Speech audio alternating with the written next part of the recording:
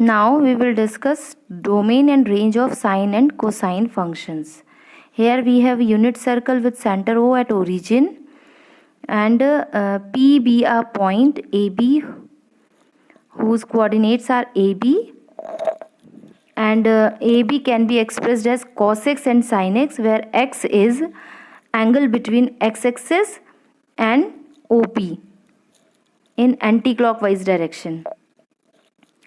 यहाँ पे बच्चों हम एक चीज़ देखते हैं कि आपका जैसे P पॉइंट है वो आप सर्कल के किसी भी पॉइंट पे आप मतलब सारे पॉइंट्स पे आप इसको रोटेट कर सकते हैं. अगर हम A से स्टार्ट करें और करते करते करते करते हर पॉइंट पे ले जाके एक ट्रायंगल बनेगा, जिससे कि हम इस P पॉइंट को cos x और sin x के फॉर्म में लिख सकते हैं. एक चीज़ तो कहने का मतलब ये है कि हर एक x के लिए cos x और sin x की कुछ न कुछ वैल्यू होगी.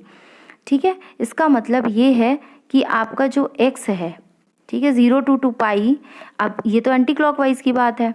अगर आप क्लॉकवाइज रोटेट करेंगे तो भी आपको cos x या sin x की कुछ न कुछ वैल्यू मिलेगी.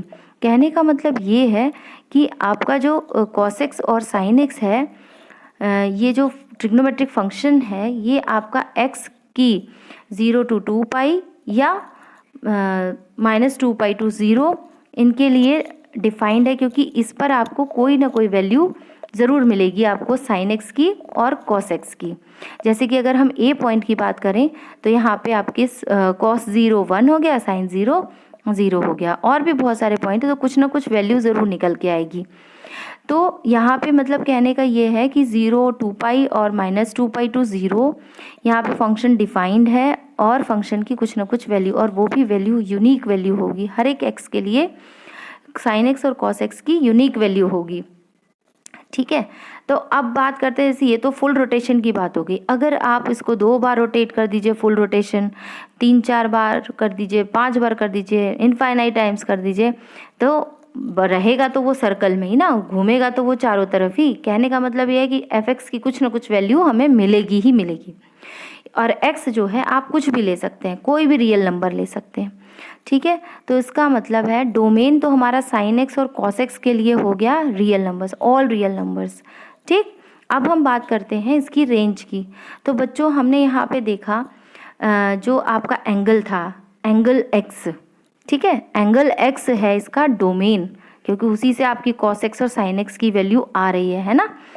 तो इसके बाद अब आपको देखना है कि इसकी रेंज क्या होगी, मतलब जो वैल्यू आपकी cos x और sin x की आती है वो क्या है, रेंज है. तो यहाँ पे हम देख रहे हैं हर वैल्यू जो है 0 से लेके 2 पाई और इनके बीच में जो भी वैल्यू आ रही है sin x और cos x की, वो -1 1 या उनके बीच की वैल्यू आ रही है. तो फिर चाहे आप उसे 2 बार रोटेट कर दीजिए पूरा रिवोल्यूशन करके, या 5 बार, 1000 बार, या इनफाइनाइट टाइम्स, वैल्यू आपको -1 और 1 के बीच में मिलेगी. इसका मतलब है कि sin x और cos x का जो रेंज है वो -1 to 1 होगा. इसके बाद हम इसी तरह से दूसरे ट्रिग्नोमेट्रिक फंक्शंस की डोमेन और रेंज निकाल सकते हैं. अब हम बात करते हैं tan थीटा की. tan थीटा का डोमेन क्या होगा. tan थीटा एक रैशनल फंक्शन है जिसको हम sin theta upon cos theta के टर्म में लिख सकते हैं. अब cos थीटा 0 नहीं होना चाहिए क्योंकि वो डिनोमिनेटर में है. तो cos थीटा कब 0 नहीं होगा, जब हम थीटा की वैल्यू आपके π/2 के ऑड मल्टीपल्स ना लें. तो इसलिए हम इसका डोमेन हो गया r - 2n + 1 π/2 where n belongs to z. अब रेंज क्या होगी, रेंज होगी इसकी ऑल रियल नंबर्स. जैसे जैसे हम जो भी x की वैल्यू रखेंगे उससे हमें सारे रियल नंबर्स मिलते चले जाएंगे. इसको अभी हम ग्राफ में भी देखेंगे. अब बात करते हैं कॉट थीटा की. तो कॉट थीटा होता है cos theta upon sine theta. तो cos theta upon sine theta में साइन थीटा डिनोमिनेटर में है. कहने का मतलब साइन थीटा 0 नहीं होना चाहिए. तो साइन थीटा कब 0 होता है, n पाई पर. तो यानी हम रियल नंबर्स में से n पाई माइनस कर दें. ठीक है, और जो रेंज मिलेगी वो हमें ऑल रियल नंबर्स मिलेगी. उसके बाद सेक थीटा. सेक थीटा होगा बच्चों वही 1 अपॉन कॉस थीटा. तो कॉस थीटा 0 नहीं लाना है, इसका मतलब हम r - 2n + 1 π/2 कर दें. इसके बाद इसकी रेंज जो मिलेगी बच्चों हमें -∞ to -1 यूनियन 1 to ∞. अब ऐसी क्यों मिलेगी इसके बारे में थोड़ी सी बात करते हैं. ऐसा बच्चों इसलिए होगा क्योंकि सेक थीटा आपका क्या है 1/cos थीटा। अब बच्चों cos थीटा की जो वैल्यू है वो किस किस के बीच में आती है, -1 और 1 के बीच में। मतलब cos थीटा की कोई भी वैल्यू -1 से लेके 0 तक हो सकती है या 0 से लेके 1 तक हो सकती है। अब अगर आप -1 से 0 के बीच में की कोई वैल्यू लेते हैं, सपोज आपने लिया -0.1, ठीक है, तो सेक थीटा हो गया -1/0.1, यानी कि इसका सेक थीटा की वैल्यू आ गई 10। ठीक, आप कोई सा भी ले लीजिए, -10 आ गई सेक थीटा की वैल्यू। कोई सा भी स्मॉल नंबर ले लीजिए माइनस में, या कुछ भी ले लीजिए, तो आपको जो है वो माइनस में और छोटा नंबर मिल जाएगा। -10 है, -1000 है, माइनस जैसे जैसे आप नंबर लेते चले जाएंगे, ठीक है, तो वो उधर आपका -इन्फिनिटी को टेंड करता जाएगा। इसके बाद बात करते हैं, अगर हम लेते हैं 0 to 1 के बीच में, तो आपने मान लीजिए 0.1 लिया, तो वो हो गया 1/0.1, यानी 10 मिल गया सेक थीटा प्लस में, तो वो वैल्यू भी आपको ग्रेटर मिल रही है। ऐसे ही आप जो पॉजिटिव की तरफ से आप जो भी वैल्यू लेते चले जाएंगे 0 to 1 के बीच में, वैल्यू आपकी वो कहाँ टेंड करती जाएगी, वो इन्फिनिटी को टेंड करेगी। कहने का मतलब ये है कि सेक थीटा की सारी वैल्यूज़ जो हैं वो -इन्फिनिटी टू -1 और 1 to इन्फिनिटी इसके बीच में होगी। मतलब इसमें -1 और 1 को हम इंक्लूड करेंगे, ठीक है, और -1 और 1 के बीच की वैल्यूज़ नहीं लेंगे। उसके बाद कॉसेक थीटा में जो डोमेन होगा वो r-n पाई, क्योंकि कॉसेक थीटा होता है 1/sin थीटा, तो वही साइन थीटा की वो वैल्यूज़ नहीं लेंगे जिस पे 0 आता है, तो ये हो गया r-n पाई। इसके बाद इसकी रेंज क्या हो गई, -इन्फिनिटी टू -1, 1 to इन्फिनिटी, इसमें भी वही होगा।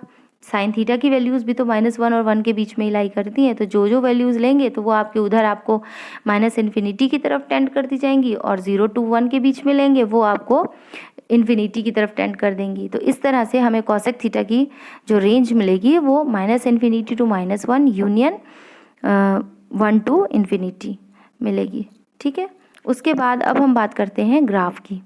तो सबसे पहले y = sin x, तो इसमें मैंने कुछ वैल्यूज़ ले ली हैं। x = -π/2, 0, π/2, पाई, तो इसमें हमारे sin x की कुछ वैल्यूज़ आ गई। उसी को हम x और y में प्लॉट करके, मतलब जो कोऑर्डिनेट हमारा बनेगा उसको प्लॉट करेंगे, तो हमारा ये ग्राफ जो है वो कुछ इस तरह का आएगा। और ये ग्राफ देखो इनफाइनाइटली चलता चला जाएगा। इसमें x की वैल्यू आप कुछ भी ले सकते हो, है ना, हर एक नंबर कुछ भी ले सकते हो, लेकिन y की वैल्यू जो देखिए आपको 1 और -1 या उसके बीच की ही वैल्यूज़ मिलेंगी। इसी तरह से ये हमारा जो ग्राफ है वो चलता चला जाएगा। उसके बाद बच्चों हम बात करते हैं y = cos x की। cos x में भी हम कुछ वैल्यूज़ ले लेते हैं x की, और उस पर आपका f(x) की वैल्यू निकल के आएगी, और उसके बाद हम इसका ग्राफ ड्रॉ करेंगे। ग्राफ भी हमारा कुछ इसी तरह का आएगा, बस यहाँ पे क्या है 0 तो 1, π/2 0, -π/2 0, तो इस तरह से आपका जो ग्राफ है वो ये बन के आएगा। और यहाँ पे ये आपका इनफाइनाइटली चलता चला जाएगा, और यहाँ पे आप देख रहे हैं कि y की वैल्यूज़ भी -1 और 1 के बीच में लाई कर रही हैं। इसके बाद अब हम बात करते हैं y = 10x की। अब 10x में क्या होगा, हमने कुछ वैल्यूज़ ले ली, जैसे मैंने लिया x = -π/2, x = 0, π/2 पाई, तो f(x) की कुछ वैल्यूज़ आ गई, और मैंने इस तरह से ग्राफ ड्रॉ कर लिया। 0 0, -π/2 तो -इन्फिनिटी, तो वो हमने -इन्फिनिटी की तरफ टेंड कर दिया, और π/2 पे इन्फिनिटी जा रहा है तो हमने उसको इन्फिनिटी की तरफ कर दिया, π/2 टू इन्फिनिटी, ठीक है। इस तरह से हमारा ये ग्राफ बनता चला जाएगा। ये है हमारा y = 10x का ग्राफ। उसके बाद अब हम बात करते हैं y = cot x के ग्राफ की। y = cot x में भी हम कुछ वैल्यूज़ ले लेंगे और उसके अकॉर्डिंग हम ग्राफ ड्रॉ करेंगे। तो ये हमारा इस तरह से आएगा, 0 पे इन्फिनिटी है, तो देखिए हमने इन्फिनिटी को टेंड कर दिया 0 पे, और π/2 पे 0 है, तो इस तरह से हमने इसका ग्राफ भी ड्रॉ कर लिया, ठीक है। उसके बाद हम बात करते हैं y = sec x की। तो sec x में भी हमने कुछ वैल्यूज़ ले ली और उस से हमने ये ग्राफ ड्रॉ किया।